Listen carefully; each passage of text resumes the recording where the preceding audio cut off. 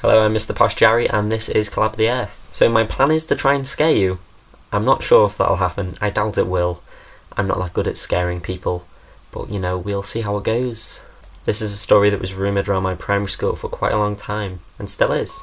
So my primary school was converted from a hospital. This hospital was a mental hospital and had many patients. There was a bell that had sat on the table since the school had even been open.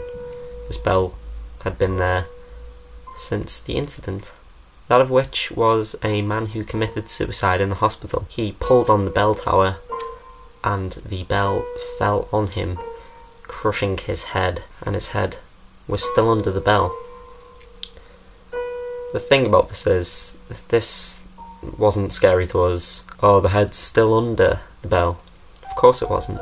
The thing that was creeping us out was the portrait that followed it, that was always there above the bell. So every time we walked past this, we would dare each other to try and stare as long as we could into this portrait. Before we all noticed that the man in the portrait had disappeared, we thought this was linked with the bell. The head teacher actually had an assembly to announce that this story was in fact false, and they then removed the portrait. The thing is, when the portrait was moved, the man was in the picture, and after about a year, they moved the portrait back to its original place. And when we stared into the picture, the man was no longer there.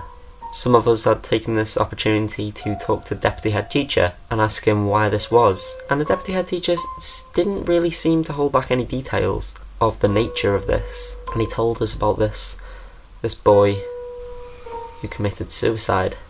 We were only about 10 at the time, and he was explaining this to us. This boy had committed suicide just outside his room. Why? He was in his room suffering from detachment. He was suffering from loss, and he didn't know how to cope with it, and he'd just say help.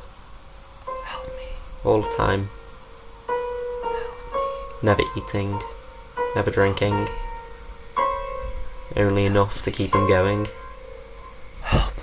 And he'd just say help. And then it came to the point. I hope you enjoyed my terribly made story. If you'd like to see more of my face, then you can go to my channel, MrPoshJarry, if you click me now.